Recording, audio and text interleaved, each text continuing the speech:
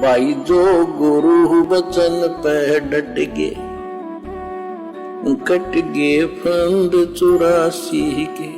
अब हिंदू धर्म की पूजा क्या है? हिंदू धर्म में क्या पूजा है?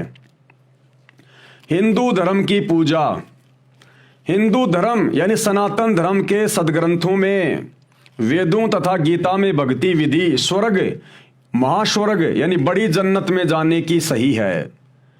यानी ब्रह्मा विष्णु महेश तक की साधना करोगे, मर्यादा में रहोगे और अधिकारी गुरु से नाम लेकर जाप करोगे तो आप जी स्वर्ग में जा सकते हो।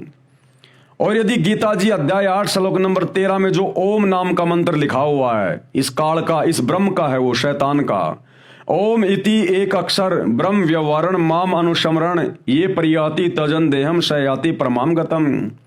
गीता का ज्ञान देते समय यह कह रहा है कि अर्जुन, मेरा तो एक ओम नाम का मंत्र है, जो अंतिम श्वास तक मेरी मर्यादाओं में रहता हुआ इस ओम नाम का जाप करेगा, वो शरीर छोड़ने के बाद में मेरे ब्रह्मलोक में आ जाएगा। यानी स्वर्ग से ऊपर महास्वर्ग, महास्वर्ग को कहते हैं ब्रह्मलोक। और जब तक उसकी ओम नाम की कमाई रहेगी, उसकी भक्ति कमाई रहेगी, तब तक वो महास्वर्ग में रहेगा, ब्रह्मलोक में रहेगा। उसके बाद ये खुद गीता का ज्ञान देते समय ये शैतान, ये ब्रह्म अध्याय 8 श्लोक नंबर 16 में कह रहा है कि ब्रह्मलोक पर्यंत सर्वलोक पुनरावर्ती में है। यानी ब्रह्मलोक में गया हुआ साधक भी अपना कर्म भोग के वापस नीचे आएगा, गधा कुत्ता बनेगा, नरक में ठोका जाएगा। तो शैतान तक की साधना केवल यहीं तक की है, वही जन्म मरण का चक्कर सदा बना रहेगा, परंतु पूर्ण मोक्ष प्राप्ति की नहीं है। यानी शैतान की साधना, गीता और वेदों में जो साधना है वो पूर्ण मोक्ष प्राप्ति की नहीं है, जिस कारण से जन्म मृत्यु का चक्कर साधक का यानी भगत का बना रहता है। वेदों व गीता वाली साधना एक ही है, क्योंकि श्रीमद् भगवत गीता में वेदों वाला ही ज्ञान शॉर्ट में कहा है। अधिकतर हिंदू पितृ पूजा, भूत पूजा आदि की करते हैं, देवताओं यानी श्री शिव जी तथा श्री विष्णु जी की पूजा भी करते हैं। गीता अध्याय 9 श्लोक नंबर 25 में गीता ज्ञान देने वाले प्रभु ने स्पष्ट किया है कि जो पितृ पूजा करते हैं, यानी जो हिंदू भाई बहन जो ये श्राद्ध वगैरह निकालते हैं, समाधि पूजते हैं, इसको कहते हैं पितृ पूजा। जो पितृ पूजा करते हैं, कहां लिखा हुआ है? गीता अध्याय 9 श्लोक नंबर 25 में। जो पितृ पूजा करते हैं वे पितृ योनि प्राप्त करके पितृलोक में चले जाते हैं, यानी भूत प्रेत बन जाते हैं। भूत प्रेत पूजा करने वाले भूत बनकर भूतों में रहते हैं। कुछ शिव के लोक में रहते हैं जो शिव जी के उपासक होते हैं। प्रत्येक देवता के लोक में पितृलोक है, उसी में भूत व गण तथा पितर रहते हैं। जैसे एक बड़े अधिकारी की कोठी में उसका रसोईया भी रहता है, उसके सिक्योरिटी गार्ड भी रहते हैं, उसकी झाड़ू वाड़ू निकालने वाले भी रहते हैं, लेकिन जो सुविधा उस अफसर को होती है, उस अधिकारी को होती है, वो सुविधा उसके कर्मचारियों को नहीं होती। तो ये छोटी मोटी साधना करके ये लोग क्या करते हैं? शिव जी के लोक में चले जाते हैं, ब्रह्मा जी के लोक में, विष्णु जी के लोक में चले जाते हैं।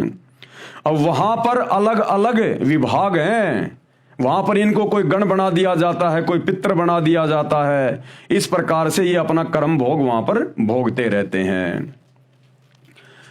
फिर इसी गीता जी के श्लोक 9 अध्याय 25 में बताया है कि जो देवताओं की पूजा करते हैं वे उसी देवता के लोक में चले जाते हैं। यानी ब्रह्मा विष्णु महेश की पूजा करने वाले उनके लोकों में चले जाते हैं, वहां भी पितृलोक में रहते हैं, क्योंकि उनके लोकों में भी अलग से पितृलोक बने होते हैं। पितृलोक ऐसा है जैसे अधिकारी यानी ऑफिसर की कोठियों से दूर नौकरों के निवास होते हैं।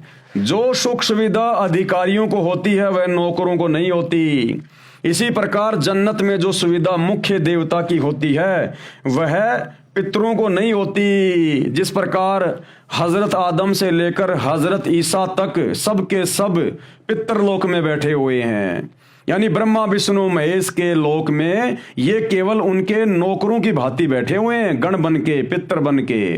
जो सुविधा ब्रह्मा विष्णु महेश को है वो सुविधा हजरत आदम से लेकर और हजरत ईसा जी को नहीं है।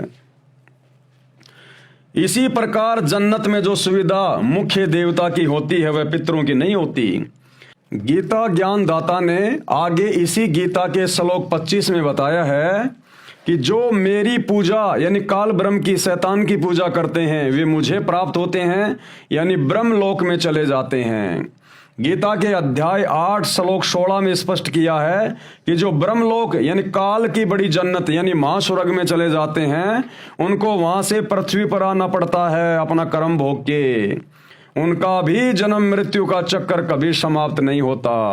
जो गुरु वचन पे डट गे, कट गे फंद 84 के, कट गे फंद 84 के, कट गे फंद 84 के।